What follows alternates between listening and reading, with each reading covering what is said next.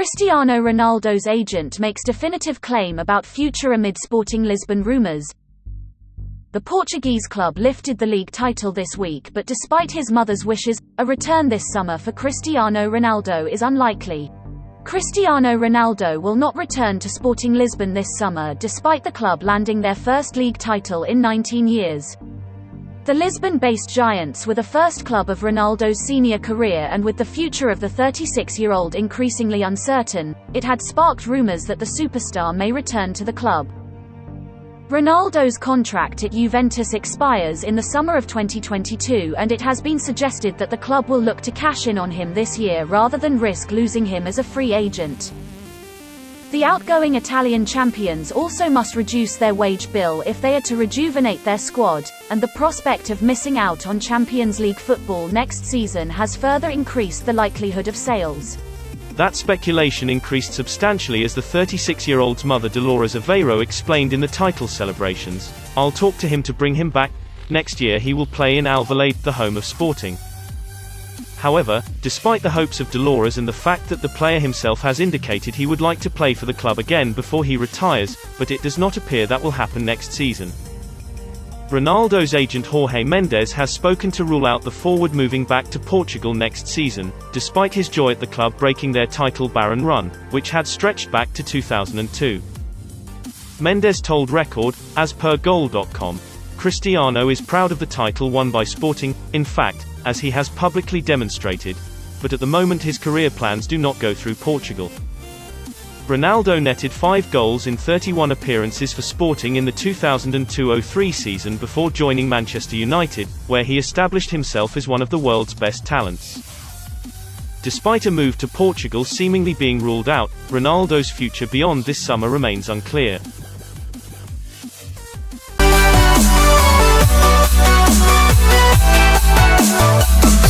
Liverpool goalkeeper Alisson Becker produced one of the most unbelievable moments of the season as he scored his first professional goal in the 95th minute as Liverpool beat West Brom 2-1.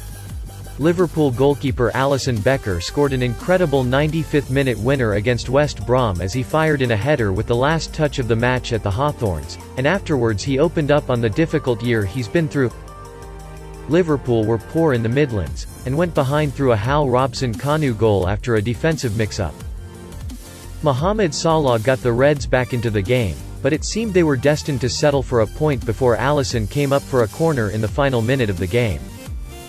The Brazilian goalkeeper leapt into the air and powered a header into the top corner to spark wild celebrations at the Hawthorns. Afterwards, he opened up on the emotion of the goal. Here's a full transcript of his interview with Sky Sports.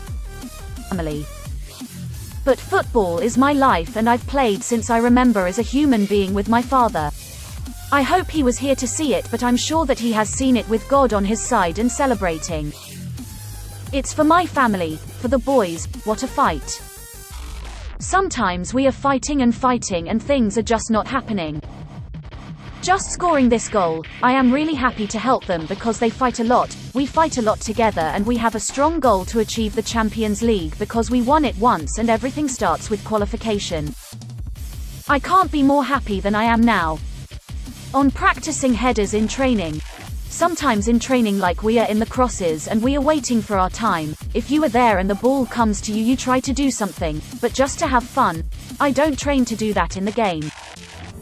This happened, but I have at least a sense of how to head a ball. I do that in games to help defensively, but you can't explain those kinds of things. This is football. On his emotional celebration, I've been away from interviews for a long time. It was a difficult time because when I talk about it I get emotional on that, but I just really want to thank all of you, the media, all the Premier League, all the players. On support after father's tragedy.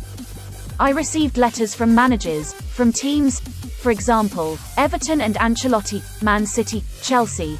I don't want to be unfair with the others that I don't remember, but I just want to say thank you, to everybody, the supporters, the team. On heartfelt message to Premier League clubs, fans and family. If it wasn't for you, I could never get through this because I'm away from my family, my mother since it happened. My wife has been amazing, my kids give me energy, and this is why we feel the love from God. This is the way God loves us, through people. I just want to say thank you. The celebration. I don't know how to celebrate. Hopefully I don't need to come too many times to the box to score a goal. Hopefully our players will do that for me. I just have to think and defend to help them. Yeah. 3 winners and 2 losers as Leicester City beat Chelsea in FA Cup final. Leicester City stunned Chelsea thanks to a second-half strike from Youri Tielemans as Brendan Rodgers' men sealed their first FA Cup in the club's history with a hard-fought victory. Youri Tielemans has fired Leicester City to their first FA Cup in the club's history. The Foxes stunned Chelsea thanks to a second-half strike from the Belgian as they ran out 1-0 winners at Wembley. It was a tight encounter in the first half, but it came alive after the break as Tielemans fired home a long-range effort to put Leicester in front. Chelsea had their chances towards the end, none bigger than Ben Chilwell's goal that was chopped off by VAR, but they came up short on the day. Here are the winners and losers from the big match. Winners, football and the fans. Regardless of who won the match, the real winners were always going to be football and the fans. After such a difficult period with the pandemic, seeing 21,000 supporters inside Wembley is a huge step in the right direction. For Leicester fans, what a treat not just to be to watch their side again, but to get a front row seat of them lifting the trophy. And for everyone watching at home, it was equally as pleasing. Hearing Leicester supporters boo Timo Werner after a heavy challenge on Luke Thomas or chanting, "There's only one Johnny Evans" as the defender limped off injured, those are moments you forget that you missed. Then there were the scenes that ensued from Youri Tielemans' winning strike. Priceless. Youri Tielemans? Who else? The Belgian was easily one of the best players on the pitch, so it came as no surprise he was the one who broke the deadlock in what was a cagey affair up until that point. And what a stunning strike it was. The midfielder picked up the ball, drove at Chelsea's defense and made them pay for not closing him down, before unleashing a beauty into the top corner. Kepa had no chance whatsoever and Chelsea's appeals of a handball in the build-up from Jose Perez were waved away.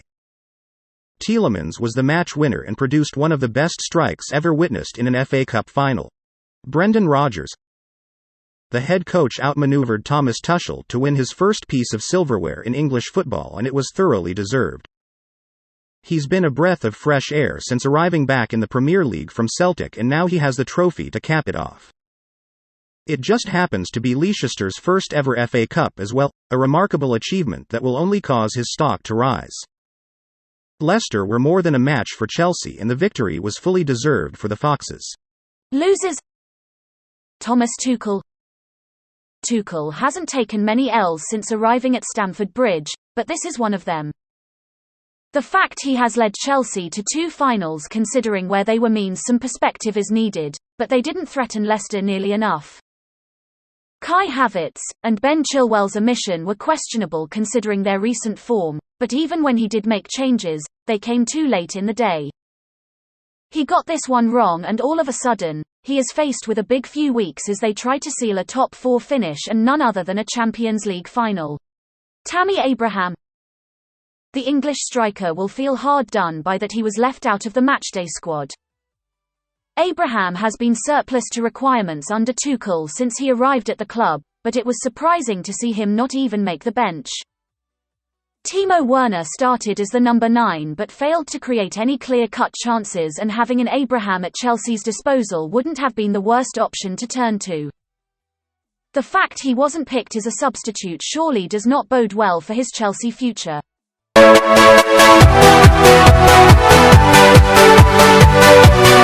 Bruno Fernandes has set a new record for the most goals scored by a Premier League midfielder in a single season.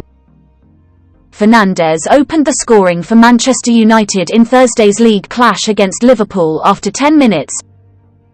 The Portugal international saw his effort with the outside of his boot diverted into the back of the net off Nat Phillips, with the Premier League officially awarding the goal to the United man. It took his tally for the season to 28. Finding the back of the net 27 times as the Blues celebrated a Premier League and FA Cup double, Bruno moves ahead, however, having also scored one less penalty than Lampard did that season. With 9 to his name, Yaya Touré sits in third place, having scored 24 times during the 2013-14 season. Fernandes has now been directly involved in 44 goals in 50 Premier League appearances for United with 26 goals and 18 assists. Only Eric Cantona and Robin van Persie have been involved in more goals in their first 50 league appearance with 46 and 45 respectively.